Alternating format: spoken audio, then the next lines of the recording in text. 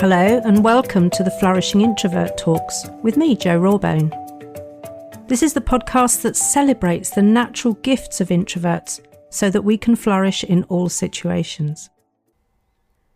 I'm aware that I often scatter my thoughts about our introvert strengths throughout many of my podcast episodes.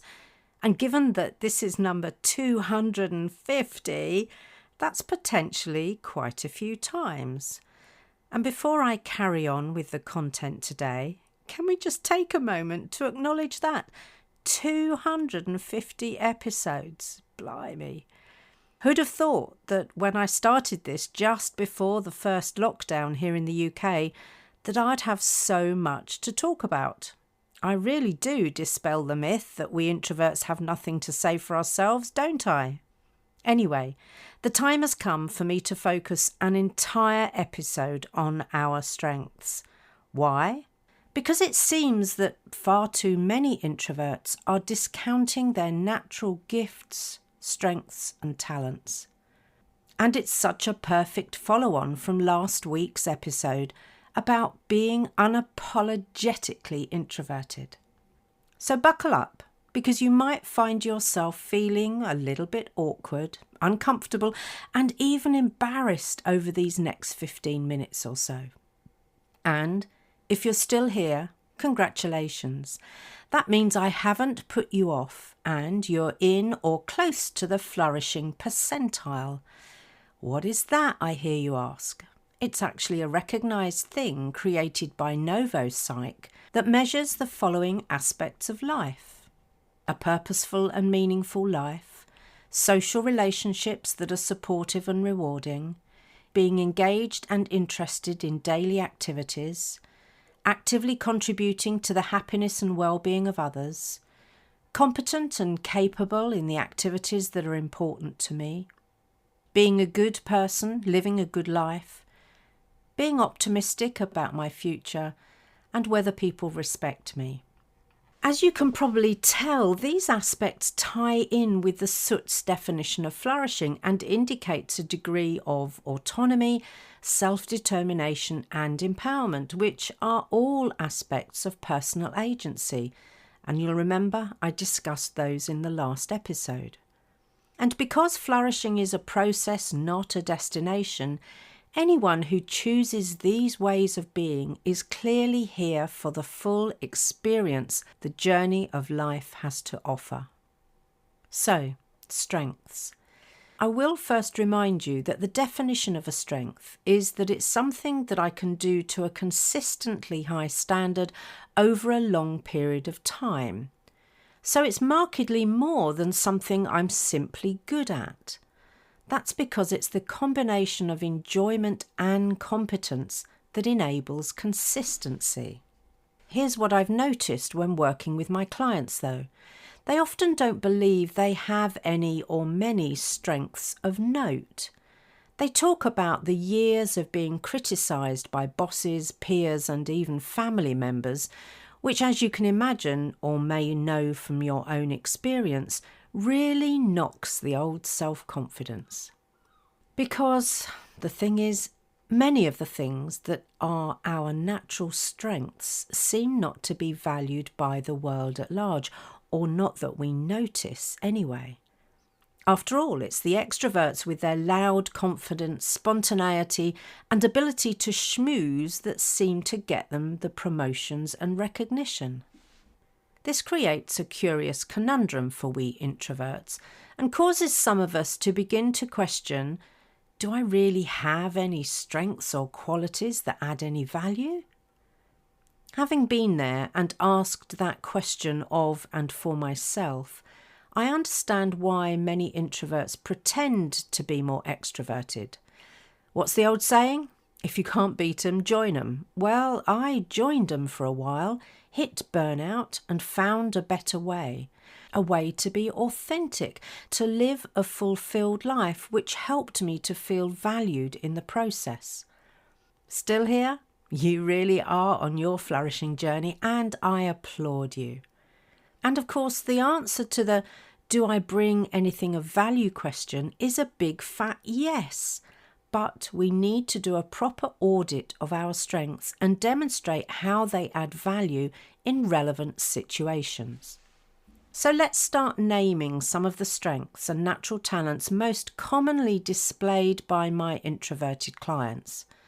As I'm doing this, start your own list and feel free to add or edit as you're making your list, so you're only adding those things that you're both good at and that you enjoy. There is a caveat though. Many of us are too quick to discount what we bring, justifying our discount with well, I'm not that good. I can think of many people better than me. Don't do that. We are all on our own journeys, and you can allow comparisonitis to hold you back, or you can use your observations as fuel and recognise that maybe you've identified a future mentor. So put the thing on your damn list. Ready? Good. I'll start with deep thinking and critical analysis. We know that with our processing abilities and our desire to get to the root of a problem before making decisions, we'll keep on for as long as it takes. This is invaluable in any role that involves strategic planning, data analysis, or problem solving. How do we express this strength? Here's an option. If you've ever wasted time unpicking poor decision making, or have realised the cost of sticking plaster problem solving, I can help you prevent these frustrations. My ability and desire to look at problems from multiple angles and stick with the problem analysis until we really understand the root cause is invaluable. Where others give up and want to move on, call me a terrier, but I stay with it so you can finally implement a total solution. How would it feel for you to say that? Ready for the next one? Let's add vital listening skills. On so many of my courses, we work on listening as it's such an important ability, yet not taught in education. As youngsters, we're taught how to walk, speak, read and write, but not how to listen. As a result, our workplaces and families are awash with people who air their opinions freely but don't allow others the same respect. If we listen to respond, we stop listening once we have an idea of what is being said so that we can formulate our response. If we're not interested, we switch off and at best pretend to listen or blatantly ignore at worst. So if you listen actively and empathically, you have vital listening skills, and there isn't a team, family or society in the world that doesn't need that. Here's an example of how to talk about this strength. When people are speaking, I do them the courtesy of listening, not superficially or simply to respond, but to really understand. I don't interrupt, but I do clarify. This way, I'm able to build rapport, which is so important for trust, for demonstrating empathy, and to understand what's really being said. How would that feel if you were able to say that? Here's one that most of my clients are proud of, but don't always know how to talk about, and it's being self-motivated and resourceful. Do you know how many managers struggle with the idea that it's down to them to motivate their team members? Well, it isn't. It's down to the managers to understand what motivates their people and then put the conditions in place for them to self-motivate. And do we take the time to really understand what motivates people? Because it's a very complex thing. And whilst money does come into the equation, people who have enough typically don't work harder just to earn more money. Mostly, they think they already deserve it. Having team members who don't require constant reassurance and chivying along to get things done is such a gift to managers and leaders. So here's how you can speak of that. I'm very adept at working alone for long periods, and I don't need constant validation to stay productive. This means that you can spend more time focusing on your leadership responsibilities and less time closely managing me. Do you know what a gift that is to managers? So I suggest you find your version of that. Ready for more? And before I continue, how many of these or variations of these have you added to your audit? So next we have being calm under pressure. My clients often talk about how they're called on to deal with difficult situations or even to mediate. Our natural communication style of think, say, think helps enormously here, as people will feel heard rather than cut off or spoken over. Couple that with a slightly slower cadence in our speech patterns, and we're setting the tone for others and modelling calmness. My colleagues used to say that I was very considered when I was talking, and it took me a while not to take this as a criticism. I now aim for considered, and I'm happy to do so. Here's how you might talk about being calm under pressure. I have the ability to stay calm when things get heated, which people have said helped them to regain their composure and feel calm themselves. Very little good happens when people are het up and the red mist descends in front of their eyes. By intentionally staying calm, I help people to communicate thoughtfully again. I have to admit, it feels good even being able to say that. How about you? I think we have time for one more, don't you? What to choose though? Because yes, the list is still long.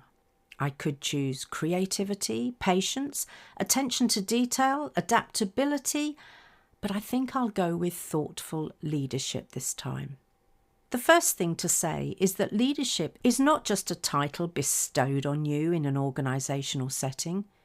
You'll have heard me say before that all you need to be a leader is followers. We are leaders in so many areas of our life. In our family, in society and clubs, in the classroom, and yes, in the workplace. I particularly love that we tend to be natural servant leaders, known for the strengths that I've already listed in our audit. The old command and control military style leadership is rarely right for today's situations. Here's how I talk about this. I may not seem like an obvious choice for leader, but that's because too many people are stuck in outdated models of the world. What we need right now are leaders who empower their people, who listen and use emotional intelligence to engage those people at a deeper level. That's what I bring to my leadership, and the results are remarkable. Lower attrition, higher self-motivation, and better productivity. My brand of thoughtful servant leadership is what we need right now. I get a warm glow when I say that. So there we have 5 of the many strengths that introverts have to play to in business and society. You'll have noticed that embedded in those are other skills that are sought after. So you really are a desirable commodity if you choose to look through that lens.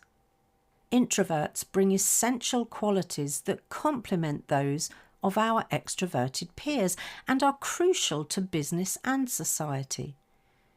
You see, our strengths like calmness, creativity, deep thinking and thoughtful leadership balance the fast-paced, sometimes impulsive nature of an extroverted culture. Businesses benefit from the introvert's capacity for reflection, patience and detail-oriented work, while society is enriched by our contributions to ethics, the arts and scientific progress. Together, introverts and extroverts create a more inclusive world where all perspectives are valued. So my request is that you do your own audit and keep adding to and refining it over the next 12 months or so. Then get used to talking about your strengths positively. This may take some time, which is why we come back to it over and over again in the Frustrated to Flourishing journey. It can take people a while to shift their limiting beliefs so they recognise that they have desirable strengths that are in demand in today's business world. Finally, find ways to remind yourself of your strengths and ways that you can't miss. Have them on a bookmark or on your phone's screensaver or scattered through your daybook or journal. Seeing them, reading them and speaking about them often helps to embed them in your psyche. And they are yours, so own them unapologetically and with pride. Now, just think about how understanding, owning and playing to your strengths would help you flourish. Would you be leading a more purposeful and meaningful life? Would your social relationships be more supportive and rewarding? Would you be engaged and interested in your daily activities? Would you be actively contributing to the happiness and well-being of others? Would you feel competent and capable in the activities that are important to you? Would you say you were a good person living a good life? Would you feel more optimistic about your future? Would people respect you? I think the answer is yes in all cases. So what are you waiting for? And if you're not sure, let's talk. If you enjoyed this episode as much as I did, then please subscribe, rate us and leave a comment, because we know that helps other people find the podcast. And if other people find us, other introverts can flourish. You are listening to an Intentional Media Production podcast.